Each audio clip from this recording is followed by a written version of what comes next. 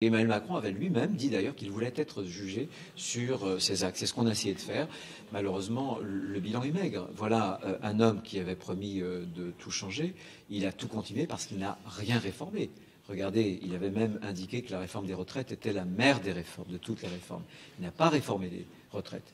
Où est la révolution sur la sécurité, sur l'immigration, sur l'économie? On a en Europe un des plus lourds déficits, notamment commercial, qui mesure notre compétitivité qui est en berne. Donc voilà, mauvais point d'abord. Voilà un homme aussi qui se présentait pour nous donner une cure de jouvence. Il avait parlé même d'un monde nouveau, lui-même est très jeune, mais qui utilise, mais alors, les plus vieilles ficelles que toute la classe politique française a utilisées depuis 40 ans. C'est-à-dire quand il y a un problème, il met de l'argent public, qu'il n'a pas d'ailleurs. C'est l'argent des Français, c'est l'endettement.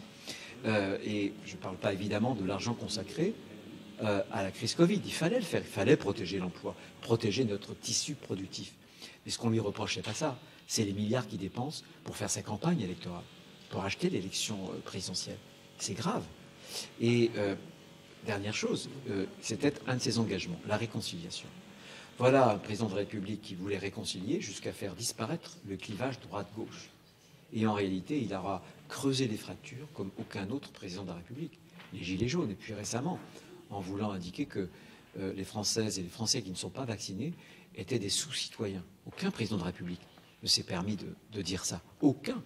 Et je pense que cette politique, c'est un échec d'une pratique du pouvoir très, très égocentrique. Je disais que le macronisme, ce n'est certainement pas un centrisme, c'est un égocentrisme. Pratique solitaire du pouvoir. À combien vous estimez les dépenses préélectorales qui sont arrivées ces derniers mois? Nous étions à un mois à 25 milliards. Nous avons recensé 25 milliards. Et ce qu'il y a depuis dépasse sans doute maintenant les 30 milliards. Parce que chaque semaine, pratiquement chaque jour, on a des dépenses supplémentaires.